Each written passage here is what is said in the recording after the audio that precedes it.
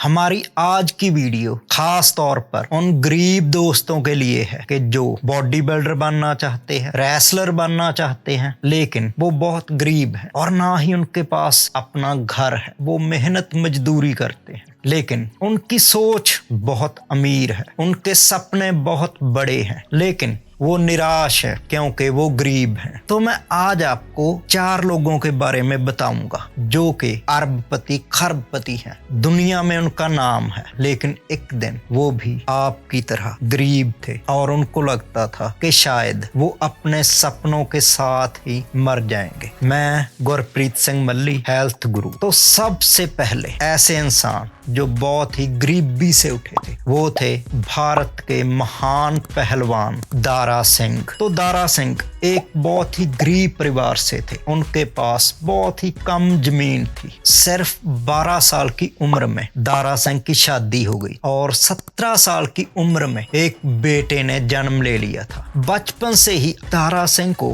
पहलवान बनने का बहुत ज्यादा शौक था, लेकिन बचपन से ही घर की जिम्मेवारियां उन पर पड़ गई। उनका एक परिवार हो गया, उनकी पत्नी, उनका बेटा। तो पहलवान बनने का ख्याल उनके अंदर ही दम तोड़ने लगा। दारा सिंह बोलते हैं कि तब मैं सोचता कि मैं तो पहलवान नहीं बन सका, लेकिन अपने बेटे को मैं पहलवान जरूर बनाऊंगा। लेकिन घर में खाने को कुछ नहीं था, पर फिर भी दारा सिंह ने पहलवानी का जो सपना था उसे मरने नहीं दिया, चाहे उनका वो सपना आखिरी सांस से ले रहा था। तो दारा सिंह रोजी रोटी के लिए सिंगापुर चले गए और वहां पर ऐसे हालात बने कि उन हालातों ने जैसे अपने हाथ में उठाकर दारा सिंह को पहलवानी की दुनिया में उतार दिया। मेरा मानना है कुदरत है, ये जो कायनात है, ये चेतन है, ये कॉन्शियस है। तो जब आप अपने सपनों को पकड़े रखते हो, उस टाइम भी जब ये लगता कि अब आपके सपने पूरे होने असंभव है, तो भी आप उन सपनों को मरने नहीं देते और सपनों को पूरे करने की कोशिश करते रहते हो। तो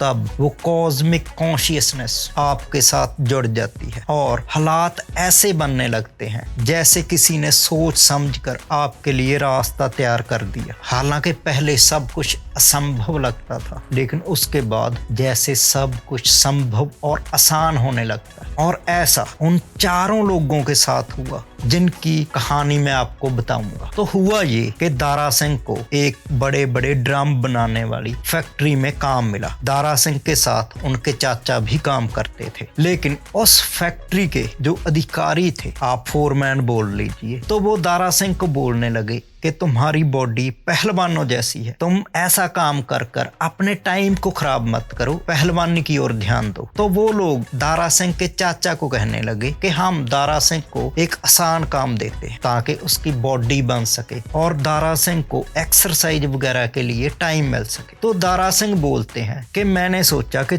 चलो काम तो आसान मिलेगा, पहलवानी या एक्सरसाइज के बारे में तो मैं भूल ही चुका था। तो मुझे एक नया काम मिल गया। तो मुझे वहां आर्मी की जो खुराक होती थी उसकी रखवाली करनी होती थी सारी रात, और पूरा दिन मैं फ्री होता था। तो कुदरत का चमत्कार देखिए, तो जहां पर दारा सिंह जॉब करते थे उसी इमारत के सामने एक मोची बैठता था जो कि पंजाब से, इंडिया से ही था, जो पहलवानी करता रहा था। तो वो सारा दिन दारा सिंह को पहलवानी के किस्से सुनाता रहता, बड़े बड़े पहलवानों के एक्सरसाइज के बारे में, उनकी खुराक के बारे में बताता रहता और दारा सिंह बड़ी दिलचस्पी से वो किस्से कहानियां सुनते। दारा सिंह बताते हैं कि एक दिन उस मोची ने एक छोटी सी किताब दी जिसमें दुनिया के महानतम पहलवानों की तस्वीरें थी। तो हालात कुछ ऐसे बने कि दारा सिंह के अंदर फिर से पहलवानी का जो पौधा था वो हरा भरा होने लगा। तो एक दिन वो मोची दारा सिंह से बोला कि तुम्हें अगर पहलवानी का इतना ही शौक है तो खुद पहलवानी क्यों नहीं करते। दारा सिंह बोले कि मेरी तो अब उम्र भी 19-20 साल हो गई है, अब मैं पहलवानी क्या करूंगा। तो वो पहलवान बोला कि इसमें उम्र की कोई बात नहीं, हाँ मैं तुम्हारे साथ 2 दिन कुश्ती करके देखूंगा कि तुम्हारी बॉडी कैसी है, तो तब मैं बता सकता हूँ कि तुम पहलवान पहलवान बन सकते हो या नहीं। कुछ दिन उस पहलवान ने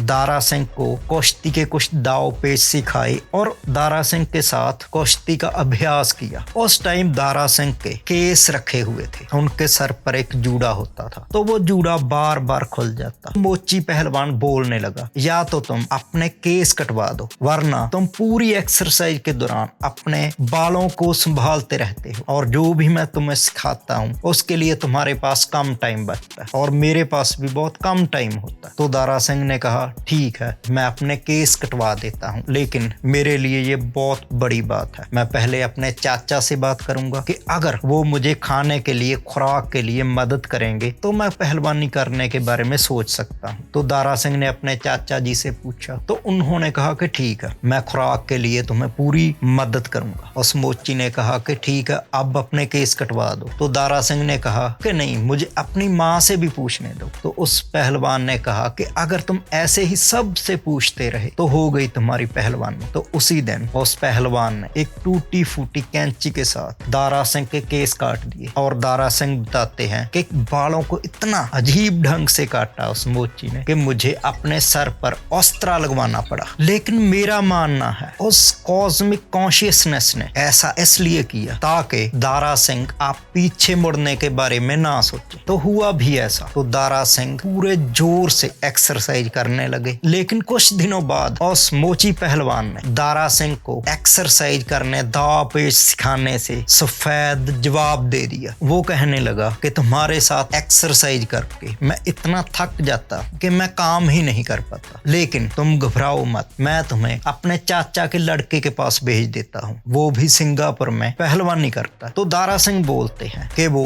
उस पहलवान के साथ गए और 2 दिन उनके साथ कुश्ती का अभ्यास किया। लेकिन वो पहलवान, जो कि बहुत ही माहिर पहलवान था, तगड़ा पहलवान था, लेकिन दारा सिंह से वो कमजोर निकला और उसने दारा सिंह के साथ एक्सरसाइज करने से मना कर दिया। तो इसी तरह दारा सिंह एक और पहलवान के पास गए और चलते चलते आज सारी दुनिया में दारा सिंह का नाम है। आप चाहे जितने भी गरीब क्यों ना हो, अपने सपनों को मरने मत दीजिए, कोशिश करते रहिए और ये सोचिए कि चाहे जो भी हो जाए, जो मैंने अपनी जिंदगी में गोल तय किया उसे अचीव करना ही करना। एक टाइम आएगा जब आपको ये असंभव लगेगा, सचमुच असंभव। आपको किसी भी तरफ से कोई भी रास्ता, कोई भी उम्मीद की किरण नजर नहीं आएगी। आपको तब भी चलते जाना, सपने के उस बीज को संजोए रखना। तो एक टाइम ऐसा आता है जब वो कॉस्मिक कॉन्शियसनेस हरकत में आती है और वो आपके साथ जुड़ जाती है। उसके बाद जैसे वो आपके लिए एक राह तैयार कर देती है, उसमें चाहे जितने भी मोड़ हों, लेकिन वो बिल्कुल साफ होता है, उसमें कोई भी रुकावट नहीं होती। अगर आपको यकीन नहीं होता तो आगे जिन 3 लोगों की जिंदगी के बारे में आपको बताऊंगा, उनके बारे में जानकर आपको मेरी बातों पर यकीन हो जाएगा। उम्मीद है मेरी ये वीडियो आपके सपनों को हरा भरा कर देगी,